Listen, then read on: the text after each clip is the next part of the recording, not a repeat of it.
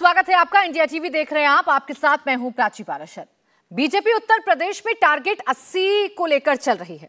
24 में जीत के लिए यूपी में बड़ी जीत दर्ज करना एकमात्र रास्ता है, लेकिन घोसी में हुए उपचुनाव ने दिखा दिया कि बीजेपी के लिए रास्ता इतना भी आसान नहीं होने वाला है। समाजवादी पार्टी ने न सिर्फ वहां जीत दर्ज की, बल्कि उसके वोट प्रतिशत में 15% का इजाफा हुआ। ये दिखाता है कि नेक टू नेक फाइट में विपक्षी दलों का साथ आना बीजेपी को नुकसान पहुंचा सकता है। बीजेपी को इस बात का अंदाजा भी है। इसकी काट के लिए ओपी राजभर से लेकर दारा सिंह चौहान जैसे नेताओं को अपने पाले में ले लिया, लेकिन ये सारे फैक्टर फेल हो गए। अब सवाल यह है कि क्या अखिलेश यादव का पीडीए फॉर्मूला एनडीए के सभी फॉर्मूले पर भारी पड़ सकता है? क्या बार बार पाला बदलने वाले नेताओं का जादू अब वोटर्स पर चलना बंद हो चुका है? क्या बीएसपी का मैदान में ना होना बीजेपी को नुकसान दे गया? क्या बीएसपी मैदान में होती तो सपा का वोट प्रतिशत बढ़ पाता? 24 में क्या होगा? घोसी उपचुनाव की तरह ही सीधा मुकाबला या फिर त्रिकोणीय संघर्ष में नतीजे कुछ और होंगे? समाजवादी पार्टी की जीत के पीछे शिवपाल फैक्टर कितना अहम रहा? ऐसा इसलिए क्योंकि लंबे समय बाद चाचा भतीजे एक सुर ताल में दिख रहे हैं। चाचा ने भतीजे की अगुवाई को कबूल किया, बदले में भतीजे अखिलेश ने चाचा के अनुभव और जमीनी पकड़ का फायदा लिया। इन्हीं तमाम सवालों पर आज करेंगे मुकाबला, लेकिन पहले आपको सुनवाते हैं घोसी जीत पर शिवपाल यादव क्या कह रहे हैं। ओम प्रकाश राजभर और दारा हैं और उधर संजय निषाद हैं। ये तो देखिए अभी इस चुनाव में तो एक तरह से ये तो समाजवादी पार्टी के लिए तो प्रचारक के रूप में थे। ये तो उस तरीके से तब भी देखिए राजभर के समाज के वोट हमको मिला है। दारा चौहान थे तो चौहान भी वोट मिला है।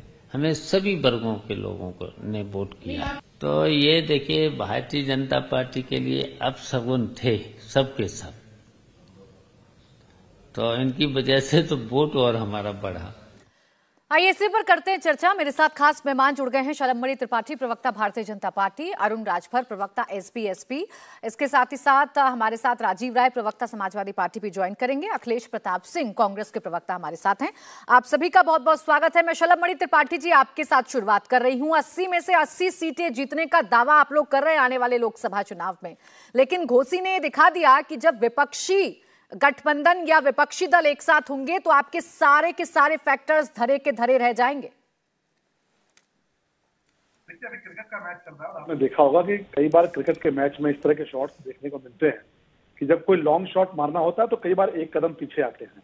मैं आपको थोड़ा पीछे अगर ले जाऊं तो आपको याद होगा कि गोरखपुर में भी एक बार लोकसभा का उपचुनाव हुआ था और भारतीय जनता पार्टी उसमें नहीं कामयाब हो पाई थी, और तब भी इस प्रकार का एक बहुत वातावरण मीडिया की तरफ से, हमारे जो मित्र दल है उनकी तरफ से, विपक्षी दलों की तरफ से ये बार बार ये सवाल उठते थे कि क्या होगा क्या होगा। और आप देखिए कि सपा बसपा कांग्रेस सब मिलकर चुनाव लड़े, उसके बावजूद भारतीय जनता पार्टी ने जबरदस्त जीत हासिल की उत्तर प्रदेश के भीतर। घोसी का परिणाम आया, निश्चित तौर पे जो हमारे विरोधी दल के साथी है उनको बधाई है, लेकिन आप ये भी देखिए घोसी की जो सीट थी वो पहले भी समाजवादी पार्टी के पास सीट थी। वो सीट ऐसा नहीं कि भारतीय जनता पार्टी के पास थी, वो उनकी एक फेवरेबल सीट रही है, उनके लिए एक सपोर्टिंग सीट रही है। ये कोई नई बात नहीं है। हाँ, हमने वहां पे लड़ाई लड़ी, हमने अपना एक लिटमस टेस्ट किया, हमने एक कोशिश की, हम कामयाब नहीं हो पाए, लेकिन ये उसी तरह से जैसे बोर्ड एग्जाम के पहले एक प्री एग्जाम होता है, जो होम एग्जाम होता है, और होम एग्जाम में आप बहुत ही चीजों को परखते हैं और उसके बाद जब तैयारी करके निकलते हैं तो बोर्ड को टॉप करते हैं। तो इसमें कोई दो राय नहीं कि जो आज देश के भीतर जिस प्रकार का वातावरण है, जो G20 को लेकर पूरी दुनिया देख रही है, जिस प्रकार से मोदी जी के नेतृत्व में एक पूरा देश, पूरी दुनिया इकट्ठा हुई है और देश को गौरव की अनुभूति हुई है। देश के हर एक व्यक्ति को गर्व हो रहा है कि भाई देखिए किस प्रकार का इतना बड़ा महाआयोजन हुआ, सबने सराहा, चाहे वो दुनिया भर के लोग उन्होंने सराहा। तो हमें पूरा विश्वास है कि इस देश की जनता, उत्तर प्रदेश की जनता 80 की 80 सीटों पर भारतीय जनता पार्टी को। शलभमणि त्रिपाठी जी, बेशक आप कहें कि प्री बोर्ड की तरह है कि आप अपनी तैयारियों को जांच रहे हैं, परख रहे हैं, लेकिन 15% वोट जो है उसमें इजाफा हो रहा है समाजवादी पार्टी का, ये एक बड़ी जीत के तौर पर है। और देखिए प्री बोर्ड के एग्जाम कुछ करें ना करें, लेकिन उसमें सफलता आपकी कॉन्फिडेंस को बूस्टअप करती है और वो कॉन्फिडेंस नजर आ रहा है विपक्ष में। नहीं, मुझे लगता है कि ठीक है, विपक्ष को थोड़ा कॉन्फिडेंस होना भी चाहिए, लड़ाई का तभी मजा है। और आप बताइए इससे बड़ा कॉन्फिडेंस क्या हो सकता है? आप तो बहुत समझदार हैं कि जब सपा बसपा एक हो गए थे और उसके बाद किस प्रकार के नारे लगते थे, किस प्रकार का उन्माद होता था और इस प्रकार का जय घोष होता था कि अब तो कुछ बचा ही नहीं। और आप सब भी कहते थे, मीडिया के हमारे बहुत से दोस्त कहते थे भाई अब क्या होगा, अब तो सपा बसपा एक हो गए, क्या हुआ? उत्तर प्रदेश की जनता बहुत समझदार है। देखिए, वो समझते हैं चीजों को। आज जिस प्रकार से आप देखिए जो गठबंधन बना है, वो गठबंधन में बैठ के किस प्रकार से गाली दी जा रही है संस्कृति को। और यहाँ पे इतने सारे लोग बैठे, इनमें से कोई एक व्यक्ति बता दे जो घर में पूजा नहीं करता है। हमारे राजीव राय जी बहुत सम्मानित है, क्या ये अपने आप को हिंदू नहीं मानते? अखिलेश जी अपने आप को हिंदू नहीं मानते। लेकिन जिस प्रकार से हिंदुत्व को गाली दी जा रही है, सनातन को गाली दी जा रही है, ये लोग खामोश बैठे हैं, इसका भी जनता हिसाब करेगी। और जो काम हुए हैं, जिस प्रकार से मोदी जी के नेतृत्व में देश आगे बढ़ा है, लेकिन आप घोसी में उन कामों को नहीं दिखा पाए ना शलमबड़ी त्रिपाठी जी। घोसी का नतीजा तो ये बता रहा है, बड़ा मार्जिन है, कोई छोटा मोटा मार्जिन तो है नहीं। लेकिन मैं जवाब ले लेती हूँ राजीव राय जी से। राजीव राय जी, आप जीत गए घोसी का चुनाव, बहुत बहुत मुबारकबाद सर आपको। एक अच्छे अंतर से आपने ये जीत हासिल की है, भारतीय जनता पार्टी के कैंडिडेट को आपने शिकस्त दी है। लेकिन घोसी के चुनाव के नतीजों को आप G20 से जोड़कर अगर देखेंगे और जी की परिभाषा आप घोसी देने लग जाएंगे, तो सर नहीं लगता आपको कि कुछ ज्यादा हो रहा है?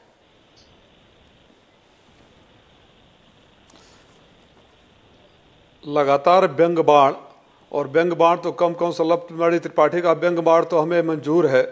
जो गालियां दी जाने लगी थी घोसी विधानसभा में, अब आप यकीन शलमबड़ी त्रिपाठी से मैं पूछना चाहूँगा कि आप कितने भी नाराज हो, कितने भी गुस्से हो, कितने भी उद्वेलित हो, प्रोफेसर राम गोपाल यादव को टीवी पर जूते मारने की बात कर सकते हैं आप कि जूते मारे जाएंगे? इस तरह की जब भाषा का इस्तेमाल हुआ तो मुझे लगा कि उस समय भी सवाल होना चाहिए कि माँ बहन की गाली देने वाले और ऐसे सीनियर मोस्ट लीडर को जूते मारने की बात करने वाले ऐसे लोग जब बातें करते हैं तो उस बात पर भी बहस होनी चाहिए। वो एक सरकास्टिक रिमार्क था, उसको उसी कॉन्टेक्स्ट में लेना चाहिए, उससे ज़्यादा नहीं। घोसी की जो जीत है, अब ठीक है प्री बोर्ड है तो प्री बोर्ड त्रिपाठी जी हमारे लिए भी है। हमने भी समझा कि क्या पीछे गलतियाँ की थी, जो तमाम उदाहरण दिए थे हमने क्या गलतियाँ की, गलतियाँ से हम सीखते हैं, हमने भी सीखा और हम सुधार रहे हैं और आगे और भी सुधारेंगे। There is always scope to improve. Ghosi की जो जीत है, त्रिपाठी जी तो पड़ोसी है हमारे। आज़ादी के बाद घोसी ने या मऊ ने इतने सारे मंत्रियों को एक साथ नहीं देखा था। घोसी की जीत सत्ता के अहंकार पर जनता की जीत है। घोसी की जीत उन लोगों के ऊपर जीत है जो दल बदल कर जनता को ग्रांटेड ले लेते हैं। चाहे जो पार्टियां ये समझती है कि जिस मोहरे को हम फेंकूं जनता उसको सलाम करेगी, उसकी जीत है। और इतने सारे मंत्री, मैं बताऊं प्राची जी, जब घोसी की सड़कों पर गिर रहे थे, अगर मौका देंगे तो मैं अपने फोन में दिखा दूंगा, वो सारे सड़कें समाजवादी पार्टी की सरकार में मेरे लेटर पर बनाई हुई सड़कें हैं। उन मेन सड़कों से जब गांव में जाते थे, जो गांव की सड़कें टूट गई है, तो जब गांव में जाते थे वहीं हमारा वोट बढ़ना शुरू हो जाता था। तो जब आप 5 साल नहीं करें, कोई कुछ काम नहीं करेंगे और 5 साल बाद जनता के बीच में नहीं रहेंगे, जुगाड़ पर आ जाएंगे, अहंकार की भाषा बोलेंगे, अब शब्दों का प्रयोग करेंगे, गाली गलौज की भाषा प्रयोग करेंगे। जहां मैं जाता था 5 मंत्री पीछे से पहुंच जाते थे। हर मोहल्ले में एक मंत्री, कहिए तो मैं नाम मोहल्ला वाइज बना दूं, हर मोहल्ले के लिए कैबिनेट मंत्री रखा गया था। ठीक, मैं राजीव राय जी इस पर छोटा सा रिएक्शन त्रिपाठी जी का जरूर लूंगी, लेकिन जो सर आपने कहा शुरुआत में कि व्यंग था, इसे व्यंग के तौर पर लेना चाहिए। सर इसी व्यंग पर तो मेरा सवाल था कि व्यंग करिए, घोसी पर करिए, उत्तर प्रदेश पर करिए, देश पर करिए, देश के किसी भी कोने का एग्जाम्पल लेकर। लेकिन आपने जो एग्जाम्पल लिया वो G20 था, वो अंतरराष्ट्रीय सम्मेलन था, वो कोई राष्ट्रीय सम्मेलन नहीं था सर। उसमें विदेशी ताकतें, महाशक्तियां मिल रही थी।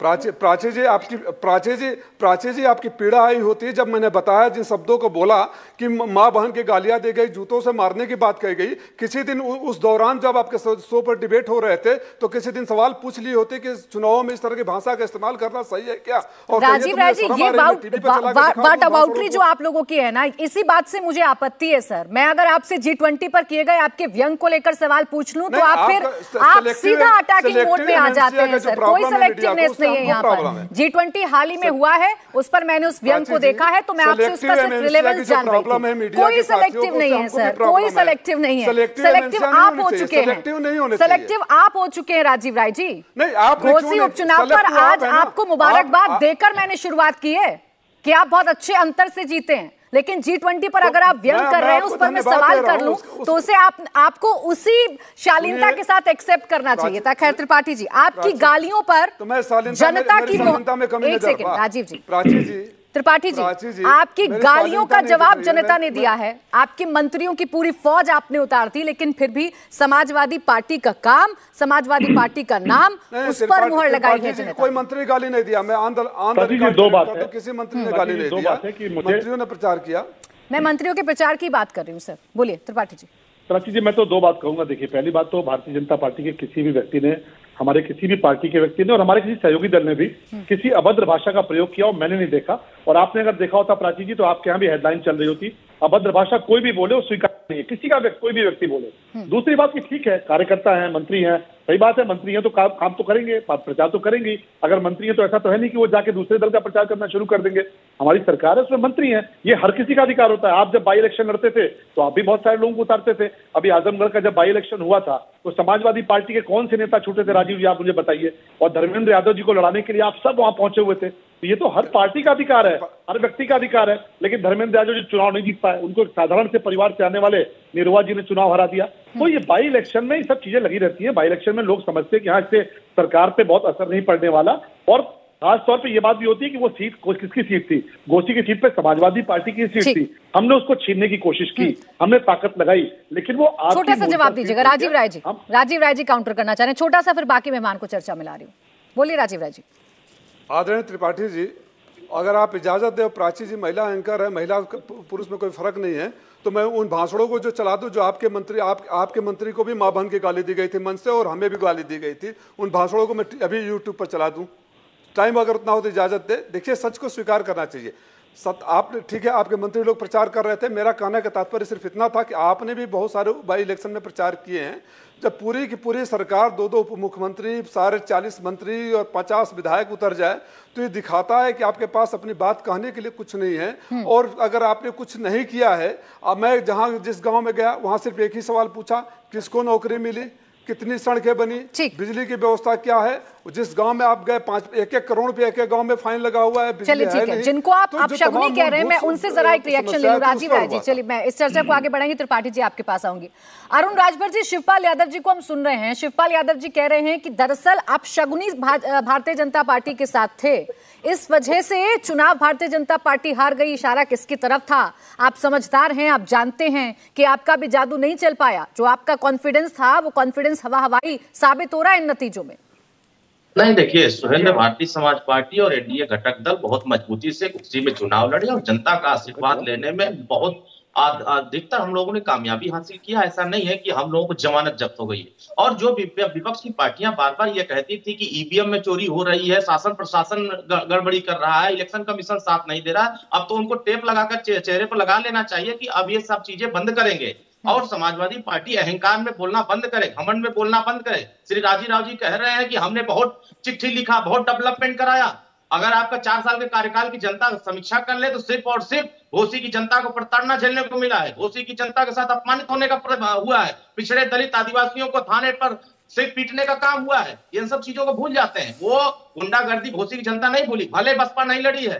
बसपा का वोट पा करके आप ये दावा कर रहे हैं कि नहीं मैंने बहुत बड़ा जंग जीत लिया, तो रामपुर और आजमगढ़ भी चुनाव हुआ था इसी उत्तर प्रदेश में। फिर उस समय कौन से दावे कर रहे थे? इसी गोरखपुर और फूलपुर चुनाव हुआ था तो कह रहे थे कि मैं पूरा उत्तर प्रदेश जीत लूंगा। फिर भारतीय जनता पार्टी ने 2019 में 67 से जीता था। और आपके नेता श्री अखिलेश यादव जी हमेशा से अति पिछड़ों का उपहास देते हैं। अरुण राजभर जी, अभी उनकी जीत हुई है और जीत पर खुशी मनाना मुझे नहीं लगता कि बहुत ज्यादा उत्साहित होने जैसा होता है। रही बात, आपने कहा बहुत आप अच्छे से लड़े, जमानत जब्त नहीं हुई, तो सर जमानत जब्त करवाने के लिए कोई चुनाव लड़ता भी नहीं ना राजभर साहब। आप लोग ही तो दावा कर रहे थे ना कि अब हम साथ में आ गए हैं, अब हम एक बार फिर से ऐसा गठजोड़ बना देंगे, जो पीडीए अखिलेश यादव ने दिया था उसका पुरजोर आप जवाब देंगे। वो जवाब दे नहीं पाए सर आप घोसी से, मैं सिर्फ इतना जानती हूं। हावी हुए, देखिए वहां चुनाव स्थानीय मुद्दों के कुछ टेक्निकल वजह से हम लोग पराजय हुए। हम सहज तरीके स्वीकार कर रहे हैं, हम उसको बेहतर तरीके से काम करने के लिए और उसको मजबूत करने का प्रयास करें। आगे हम लोग 2024 मजबूती जीतने का लक्ष्य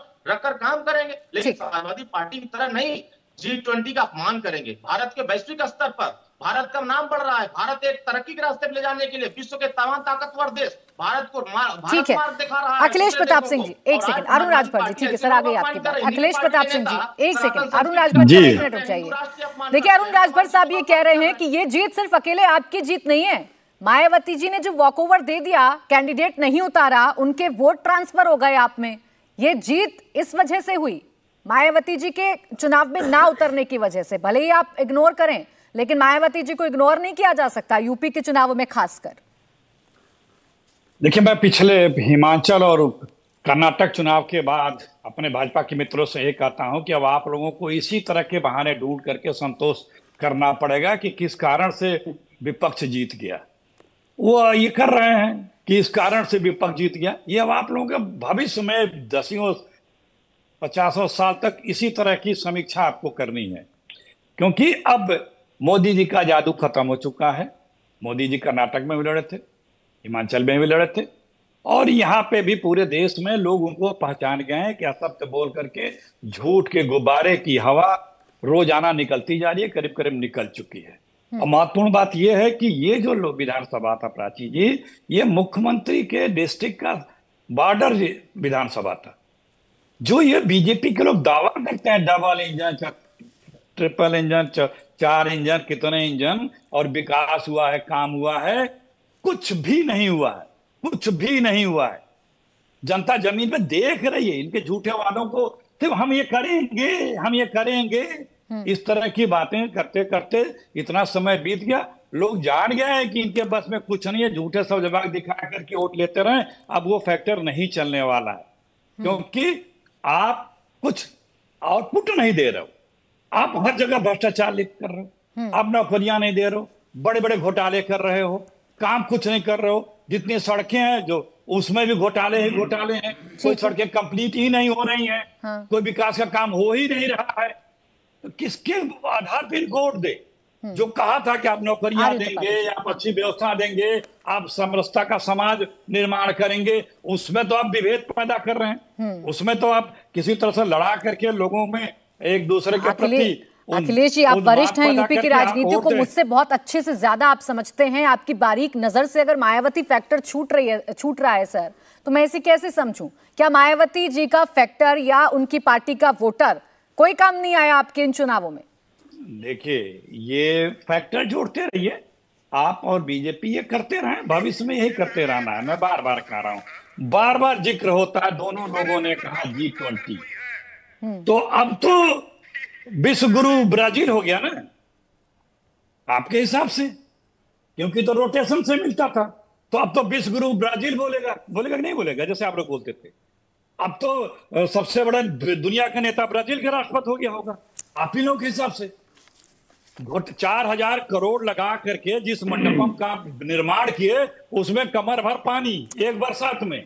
भ्रष्टाचार की पोल खुल गई। ठीक है अखिलेश प्रताप सिंह जी, फैक्ट चेक भी देख लेते, फिर पीआईबी ने उसका फैक्ट चेक भी किया था। सर, G20 पे मेरी बहस है नहीं, तो मैं वहां लेकर जा नहीं रही, लेकिन मैं इतना उम्मीद आपसे कर रही थी कि मैं मायावती पर सवाल आपसे पूछ रही हूं तो उसका जवाब आप दे देते। G20 पर उठाते रहिए सर सवाल। G20 में ज्वाइंट डिक्लेरेशन आ गया, आप लोगों ने आशंका जताई थी कि नहीं आएगा, लेकिन आ गया ना, उस पर तो कम से कम पीठ थपथपा देते सरकार की। बाद में सवाल उठाते रहिए जितनी उठाने। सुनिए क्या है ज्वाइंट डिक्लेरेशन में, क्या मिला इस देश को? एक प्रेस कॉन्फ्रेंस ज्वाइंट तो कर नहीं पाए, उसको रोक दिया गया। यहाँ का अमेरिका का प्रेसिडेंट यहाँ से जाते वियतनाम में क्या इस बात का जवाब त्रिपाठी जी देंगे, फिर मलूक नागर जी आपके उसको भी दिखा दिए क्या?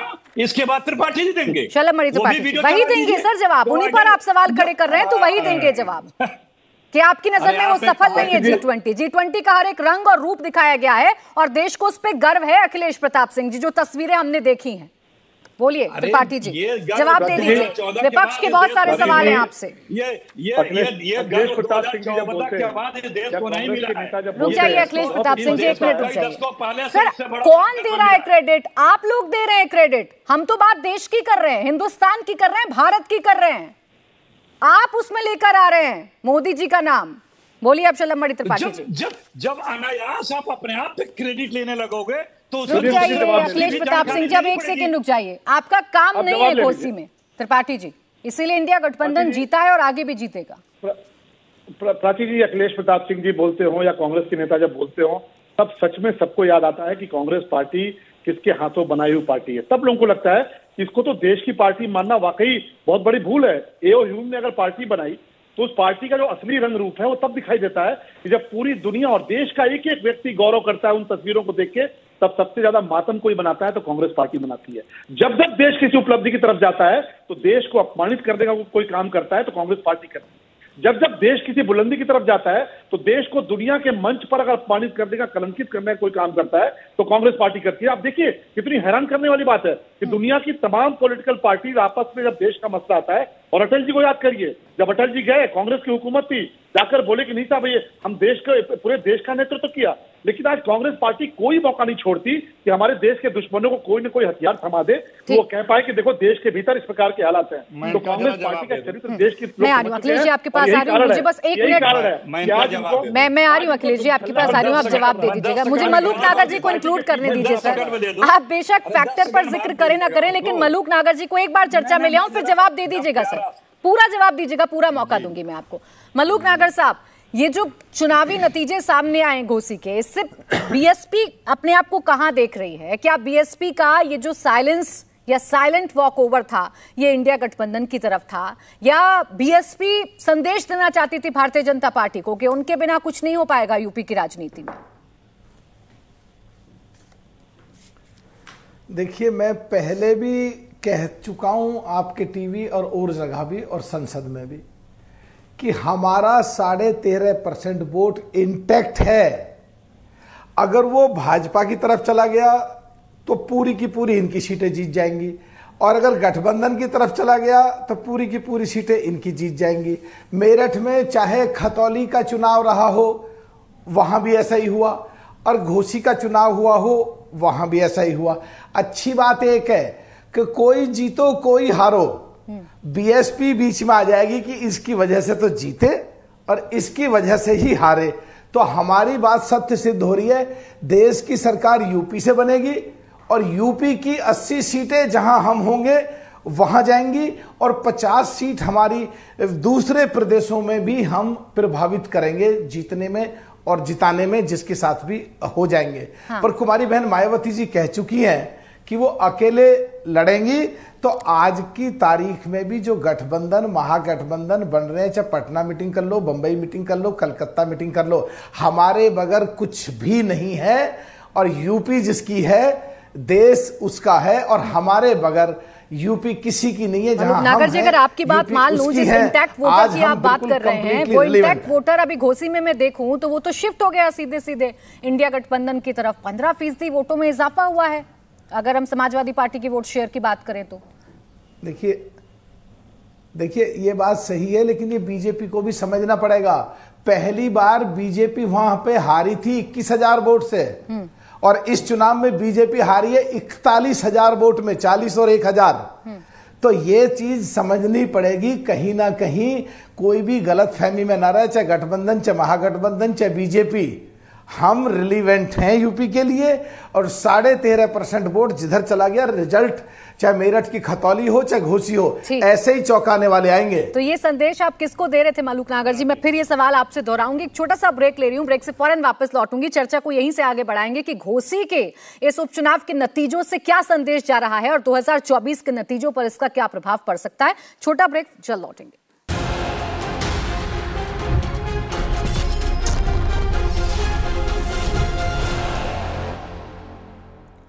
ब्रेक के बाद स्वागत है आपका। आप देख रहे हैं मुकाबला। घोसी उपचुनाव के नतीजे इंडिया गठबंधन के चेहरे पर खुशी ला रही हैं, तो वहीं कई सारे सवाल हैं जो भारतीय जनता पार्टी के लिहाज से खड़े हो जाते हैं। मैं अखिलेश प्रताप सिंह जी आपके पास आ रही हूं। एक सवाल मेरा है जरा त्रिपाठी जी से, मैं उसे जरा समझ लूं। शलमणि त्रिपाठी जी, आप लोग मंडल कमंडल का एक कॉम्बिनेशन बनाने की कोशिश कर रहे थे, लेकिन यहाँ अखिलेश यादव जिस पीडीए की बात कर रहे थे उसे संबोधित करने में, उस तक पहुंचने में अखिलेश यादव फिलहाल तो कामयाब नजर आ रहे हैं ना सर? 42,000 वोटों का अंतर तो है ना आपके और उनके कैंडिडेट में? नहीं, 42,000 वोटों का अंतर है, हम तो कह रहे हैं। पर हम ये भी कह रहे हैं कि आप देखिए ना, रामपुर का चुनाव हुआ उपचुनाव, और रामपुर की सीट भी इनका गढ़ मानी जाती थी समाजवादी पार्टी का, भारतीय जनता पार्टी वहां से चुनाव जीत के आई। आजमगढ़ में बाई इलेक्शन हुआ, धर्मेंद्र यादव जी गए, पूरी ताकत लगाई, चुनाव जीत के हम आए। लेकिन ठीक है, हमारे ये चुनाव में हारा, हम तो कह रहे हैं, लेकिन ये मानकर चलिए कि बाई इलेक्शन अलग होता है और ये सीट समाजवादी पार्टी की सीट थी, ये भारतीय जनता पार्टी की सीट नहीं थी। हमने कोशिश की, हमने आजम खान की सीट छीन ली, पर ये सीट छीनने में कामयाब नहीं हो पाया। लेकिन आप इसको देखिए, जब ये इलेक्शन हम आम चुनाव में जाएंगे तो उत्तर प्रदेश की जनता, देश की जनता देख रही है। आज अखिलेश प्रताप सिंह जी की भाषा देख लीजिए, आज कांग्रेस पार्टी की भाषा देख लीजिए, आज स्टालिन की भाषा देख लीजिए, स्टालिन के साथ जो दल खड़े उनकी भाषा देख लीजिए। मुझे तो लोग कह रहे हैं, मेरे देवरिया का मैं देवरिया को रिप्रेजेंट करता हूं, मुझे लोग कह रहे हैं कि भाई यहाँ पे तो जो लोग स्टालिन के साथ जो गठबंधन में खड़े हैं, हम उनको मंदिर में जाने वक्त पूछेंगे कि आप हिंदू हैं कि नहीं है, आप सनातनी हैं कि नहीं है। ये तमाम सारे मुद्दे हैं। आज अगर G20 को लेकर जिस प्रकार का लोग देख, प्रधानमंत्री जी के नेतृत्व में एक बहुत बड़ा एक आयोजन हुआ है और लोग उसको लेके गौरव महसूस कर रहे हैं, और किस प्रकार से हमारा ऑपोजिशन कितना नकारात्मक रहा, शलम त्रिपाठी जी, मैं फिर से लौटकर घोसी पे इसलिए आ रही हूँ। ये जो घोसी के उपचुनाव थे, इंडिया गठबंधन बनने के बाद उनकी एकता का टेस्ट था, वो कितने वोटर्स एक दूसरे के आपस में शिफ्ट कर पा रहे हैं उसका टेस्ट था, जिसमें अव्वल साबित हो रहे हैं राजीव राय जी और अखिलेश प्रताप सिंह जी। प्राची जी, कहाँ आप चली गई? वो गठबंधन के बाद कौन सा चुनाव हुआ है, और घोसी में जो चुनाव हुआ है वहां कौन सा गठबंधन उतरा है? ठीक है, घोसी का चुनाव हुआ है, गोरखपुर का भी बाई इलेक्शन हम हार गए थे और 4 लाख वोट से चुनाव जीत के आए रवि किशन वहां से, उसी के 2.5 साल बाद चुनाव हुआ। तो ठीक है, ये हुआ। अब इसको इंडिया गठबंधन, और इस गठबंधन से आप देख रहे हैं, आपका देखने का अधिकार है, पर देश की जनता और प्रदेश की जनता खूब ठीक समझती है किसकी नीतियां क्या है। पाटिल जी, देखिए जो दिख रहा है उस पर ही सवाल किया जा रहा है। इंडिया गठबंधन है तो है, ये लोग बोलते हैं, और उनकी एकता का पहला लिटमस टेस्ट था और उसमें वो अव्वल भी साबित हुए। राजीव राय जी, क्या इसे इंडिया गठबंधन की जीत के तौर पर देखूं या समाजवादी पार्टी की जीत के तौर पर देखूं?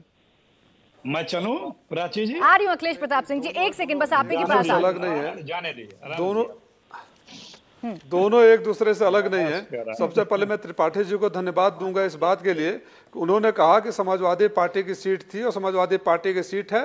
ये उन लोगों को भी आईना है जो कहा करते थे कि पूरे पूर्वांचल में समाजवादी पार्टी हमारे वजह से है।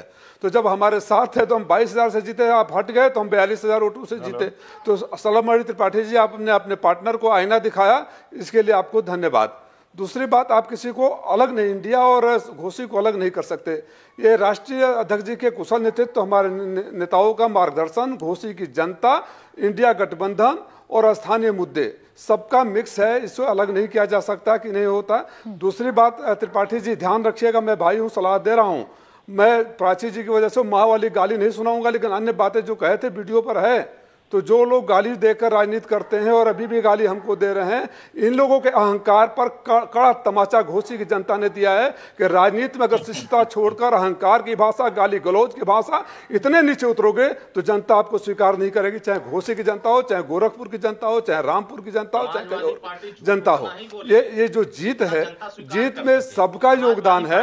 और अगर ये कह दीजिए अपने मित्र से ज्यादा बोलेंगे, मैं वीडियो चला दूंगा, शर्म से पूरा देश देख लेगा, वीडियो है मैं चला दूंगा जहां मां बहन की गाली दे रहे हो, जब दिखा दूंगा। चारों पार्टियां अलग अलग, 2000 वाली पार्टी अगर समर्थन, अहंकार टूट गया ना, अहंकार टूट गया ना, पूरा पूर्वांचल हमारे वजह से है और दुगुने उसे घोसी में हार गए। मैं बच्चों के सामने बात नहीं करता हूँ और बदतमीजों के सामने तो बिल्कुल बात नहीं करता हूँ जो मां बहन की गालियां देते हैं चैनलों पर। फायदा मिल गया। ठीक है, लेकिन राजीव राय जी प्लीज देखिए, अगर आप डिबेट में हैं, आप दोनों से मैं सबसे रिक्वेस्ट कर रही हूँ कि प्लीज किसी पर कोई पर्सनल टिप्पणी मत करिए और ऐसे शब्दों का इस्तेमाल मत करिए जिससे किसी की भावनाएं आहत हो, किसी का सम्मान आहत हो। राजीव राय जी आपसे भी उम्मीद कर रही हूँ और अरुण राजभर जी मैं आपसे भी उम्मीद कर रही हूँ। मैं इनसे पूछ लेता हूँ, मैं एक सवाल है कि जब अभी नगर निकाय चुनाव हो रहा था तो आप लोग भी कह रहे थे 2024 का ये सेमीफाइनल हो रहा है। नगर निकाय चुनाव की 17 सीट पर जब भारतीय जनता पार्टी ने परचम लहराया तो आपने एक सवाल नहीं पूछा, समाजवादी पार्टी की जमानत जब्त हो गई, नगर निगमों में कहां चले गए? 2024 का रास्ता कहां पीछे चले गए आप अरुण राजभर साहब? तब भी सवाल किए गए थे, तब भी उस पर चर्चा हुई थी। अभी प्रेजेंट पर चर्चा करिए ना,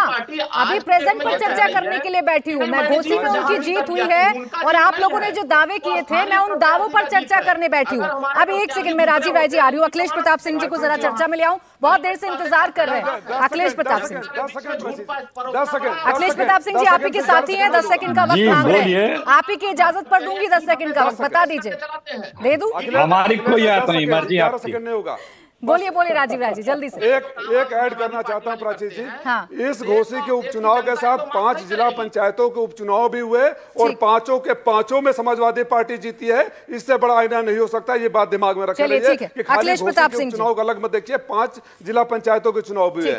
अखिलेश प्रताप सिंह जी, ये भारतीय जनता पार्टी नहीं मानती है, त्रिपाठी जी को भी आपने सुना कि ये इंडिया गठबंधन की एकता का चुनाव है। अभी भी इंडिया गठबंधन में बहुत सारे होल नजर आ रहे हैं, बहुत सारे झोल नजर आ रहे हैं भारतीय जनता पार्टी को, और जिस तरीके से G20 के डिनर में भी हमने देख लिया, क्या ऐसे मैसेज जा रहा है? देखिए, इंडिया गठबंधन से क्या असर पड़ा है। हमारे आदरणीय प्रधानमंत्री जी इंडिया गठबंधन ना होते इंडिया का शब्द का नाम आतंकियों से जोड़ने लग गए। व्याकुलता, परेशानी, बिलबिलाहट, इससे तो क्या होगा? एक विपक्ष गठबंधन बना रहा है, इंडिया अगर नाम रख रहा है तो उसकी तुलना आतंकी संगठनों से करनी शुरू की जाती है, उसको घमंडिया बताया जाता है। खुद पाखंडिया लोग घमंडिया बताते फिरते हैं। यहाँ जिक्र हुआ कांग्रेस का। कांग्रेस इस देश के लिए कुर्बानी दी है, शहादतें दी हैं। इनके जिन लोग हमारे बीजेपी के पूर्वज लोग, पुरखे लोग गद्दारियां कर रहे थे इस देश के साथ, अंग्रेजों के लिए यारियां कर रहे थे, गवानियां कर दी। मेरे भाई बीच में नहीं, बीच में नहीं अभी मत बोलिए, गद्दारियों गद्दारियां की हैं, बाकायदा गवानियां दी हैं लोगों ने इस देश में बनाई थी दलाली कराने के लिए। अंग्रेजों ने दलाली कराने के लिए वो क्या कौन दलाली किया था पता है? अंग्रेजों की दलाली कराओ, बीच में नहीं बोलता। अच्छा चलिए एक एक करके अशलम मणि त्रिपाठी जी आपसे भी कह रही हूँ प्लीज सर एक एक करके बात करते तो ज्यादा ठीक रहेगा। और अखिलेश प्रताप सिंह जी भी, अखिलेश प्रताप सिंह जी मैं पहले भी अनुरोध कर चुकी हूँ, मैं फिर अनुरोध कर रही हूँ कि हम अपने अपने शब्दों को ध्यान में रखकर बात करें। बोलिए। वही ध्यान में रख रहा हूँ, कांग्रेस पार्टी पे जब आप आक्षेप लगेगा तो मैं उसका जवाब दूंगा। या अटल बिहारी वाजपेयी का जिक्र करते हैं, एक लफ्ज सीख लो उनसे, कैसे विपक्ष जो है वो दुश्मन नहीं होता है।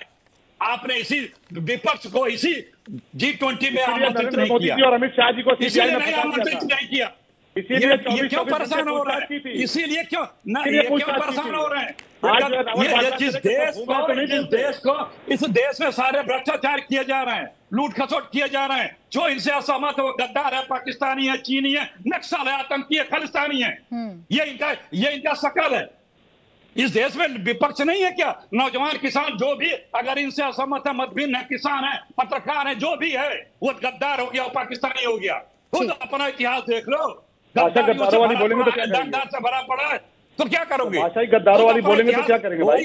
वही है, जब G20 का विरोध करिएगा तो क्या करेंगे? सबसे पहले जब G20 की बुराई करिएगा, G20 के माहौल लाइएगा तो क्या करेंगे? क्या तो वही यार है, जो किसान बैठे धरने पे तो वो गद्दार हो गए, वो खालिस्तानी हो गए, वो पाकिस्तानी हो गए, किस नौजवान करे। चलिए ठीक है अखिलेश प्रताप सिंह जी मैं लौट कर एक बार फिर से यूपी की चर्चा पे आ जाती हूँ। एक सेकंड अरुण राजभर जी, एक मिनट और।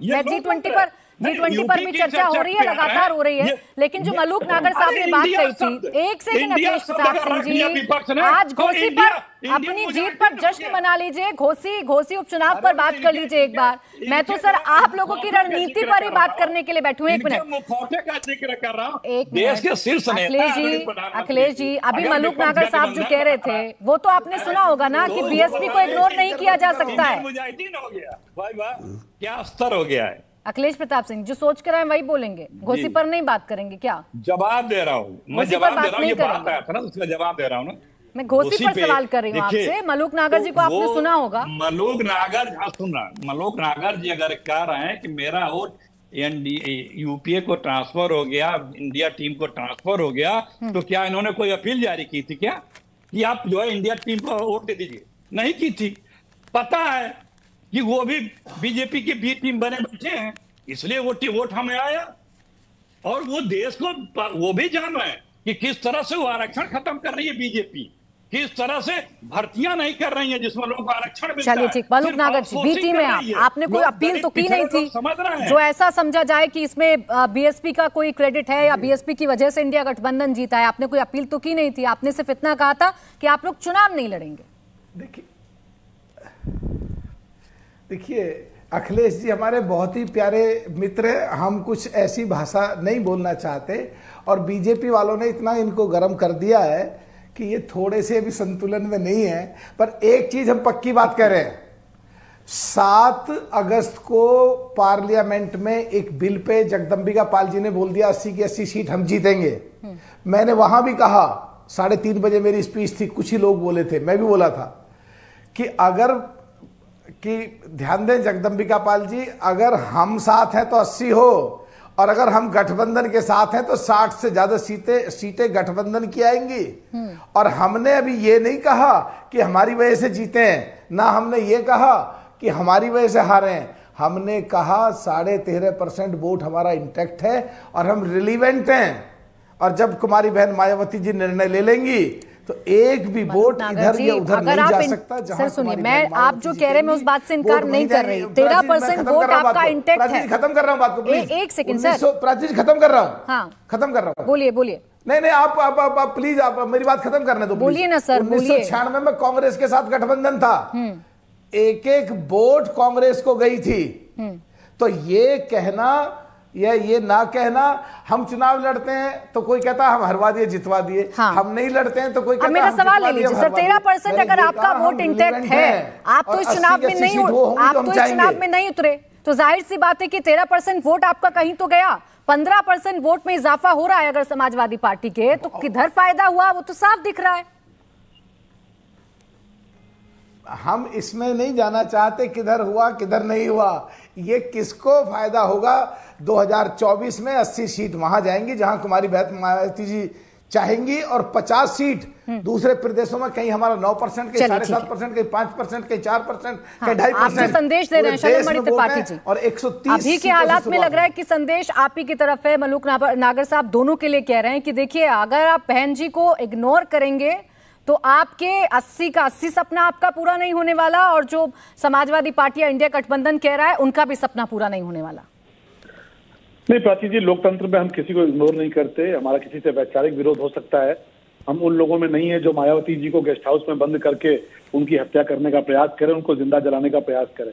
हम उन लोगों में से भी नहीं है जो बाबा साहब भीमराव अम्बेडकर जी को ये कहते हो कि बाबा साहब भीमराव अम्बेडकर वो माफिया थे, जिधर उंगली किए रहते थे उधर की सारी जमीन हमारी हो जाती थी। तो देश के लोग खूब जानते हैं, हमारे मित्र हैं राजीव जी, मैं इनका बहुत सम्मान करता हूं। मैं देख रहा हूं चुनाव के दौरान क्या हुआ, दारा चौहान जी के मुंह पे काली पोती गई, उनके पे काली स्याही फेंकी गई। चुनाव के बाद क्या हो रहा है, ओम प्रकाश राजभर जी को व्यक्तिगत टारगेट किया जा रहा है। समाजवादी पार्टी के बाहर पोस्टर लगाया गया, उसको मीडिया को फ्लोट किया गया। क्या आप ये देखिए समाजवादी पार्टी ने क्या पोस्टर लगा रखा है ओम प्रकाश राजभर जी के लिए। तो कारण क्या है, आप ओम प्रकाश राजभर जी को व्यक्तिगत, क्योंकि एक गरीब परिवार से निकले हुए व्यक्ति ने अपना एक राजनीतिक मुकाम अपना हासिल किया, और ठीक है उनकी अपनी बात है, वो जहां रहना चाहते रहते हैं, लेकिन जिस प्रकार से लगातार उनके बारे में अपशब्दों की बौछार, लगातार उनको व्यक्तिगत तौर पर टारगेट करना, दारा चौहान को व्यक्तिगत तौर पर टारगेट करना, तो यही लोग समाजवादी पार्टी इन लोगों ने तो आपको भी टारगेट किया था ना शैलेंद्र त्रिपाठी जी, मुझे याद है विधानसभा चुनाव ओम प्रकाश राजभर क्या कह के अलग हुए थे और क्या कहते थे। अच्छा कि आपने सवाल पूछा प्राची जी, पर मुझे आप एक बात बता दीजिए कि भाजपा के किसी व्यक्ति ने क्या ओम प्रकाश राजभर जी के लिए उन शब्दों का प्रयोग किया? नहीं, क्योंकि ओम प्रकाश राजभर जी संघर्ष करके आए हैं। ठीक है, उन्होंने बोला, कई बार लगता था कि उनको नहीं बोलना चाहिए, लेकिन आप सोचिए ना, आज समाजवादी पार्टी जिस प्रकार से राजभर जी पे लगातार व्यक्तिगत आक्षेप कर रही है, लगातार टारगेट कर रही है, चौहान जी को लगातार, दारा चौहान को टारगेट कर रही है, चुनाव के दौरान उन पे काली स्याही फेंकी गई। तो क्या ये पिछड़े परिवारों से आने वाले जो लोग हैं, चाहे वो चौहान समाज से हो, चाहे वो निषाद समाज से हो, चाहे वो राजभर समाज से हो, चाहे वो छोटा सा जवाब राजीव राय जी, फिर अरुण राजभर जी, छोटा सा जवाब दे दीजिए इस बात का। आप व्यक्तिगत आक्षेप लगा रहे हैं, आप व्यक्तिगत टिप्पणी कर रहे हैं ओम प्रकाश राजभर से, क्योंकि वो आपके साथ नहीं है और उन्हें अपशगुनी भी कहा जा रहा है। प्राची जी जी शब्दों का प्रयोग हो रहा है। आपको और त्रिपाठी जी को वचन देता हूं, आपको और त्रिपाठी जी को वचन देता हूं, भरोसा देता हूं कि हमारे जैसे लोग राजनीति छोड़ देंगे, लेकिन जिस तरह की भाषा का प्रयोग आदरणीय ओम प्रकाश राजभर साहब ने और उनके दोनों पुत्रों ने आपके नेताओं के प्रति, मेरे नेताओं के प्रति, मेरे को किया है, उतना नीचे में कभी जिंदगी में गिर नहीं सकता। इसलिए महानता वाली बात मत करिए। आपकी मजबूरी थी कि गाली देने वाले के गले पड़ गए, पैर पर पड़ गए, आपकी अपनी मजबूरी बताती है। आप एक अकेला कहकर संसद में पीठ ठोकते हैं और 27 ऐसी पार्टियों को लेकर खड़ा हो जाते हैं, 38 लोगों का गठबंधन बना लेते हैं जिनके आगे पीछे नहीं है। खत्म करना है, क्योंकि आपने आरोप लगाया। छोटा सा रिएक्शन अरुण राजभर जी इस पर दीजिएगा, सिर्फ 10 सेकंड में। कौन है गालीबाज, किस पर व्यक्तिगत आक्षेप लगाए जा रहे हैं? देखिए, हम किसी को कुछ आरोप प्रत्यारोप नहीं लगा रहे हैं। ये समाजवादी पार्टी घमंड में बोल रही है, अहंकार में बोल रही है। हमें उनका सर्टिफिकेट नहीं चाहिए। समाजवादी पार्टी जिस तरीके से उनके कार्यकर्ता माननीय ओम प्रकाश राजभर जी को मां बहन की गालियां दे रहे हैं, ये इनको सुनाई नहीं दे रहा। और इनके बड़े बड़े नेता अति पिछड़े नेताओं को इस तरह से अपमानित जैसी बातें कर रहे हैं, वो इनको समझ में नहीं आ रहा है। और ये एक वीडियो पकड़ लिए हैं, उसी को कट पेस्ट करके, एडिट करके, अपनी वॉइस ओवर डाल करके बराबर उसी को कान में लगाकर सुनते रहते हैं। तो उत्तर प्रदेश की जनता इनके काले कारनामे को भी जानी है, बहुत अच्छे से समझी है। अब ये बार बार उसी चीज को सुनाकर कि प्रदेश की जनता को अगर गुमराह करना चाहते हैं, तो बार बार गुमराह जनता नहीं होने चाहती है। अब तो इनको जवाब देना चाहिए जो स्वामी प्रसाद मौर्य जी ने कहा। अरुण राजभर जी, मेरे पास समय बस यहीं तक था। बहुत बहुत शुक्रिया आप सभी का हमारे साथ इस चर्चा में जुड़ने के लिए, बहुत बहुत शुक्रिया। इंडिया टीवी हर वक्त हर जगह डाउनलोड करने के लिए सर्च करें India TV news Google play store या ऐप स्टोर पर।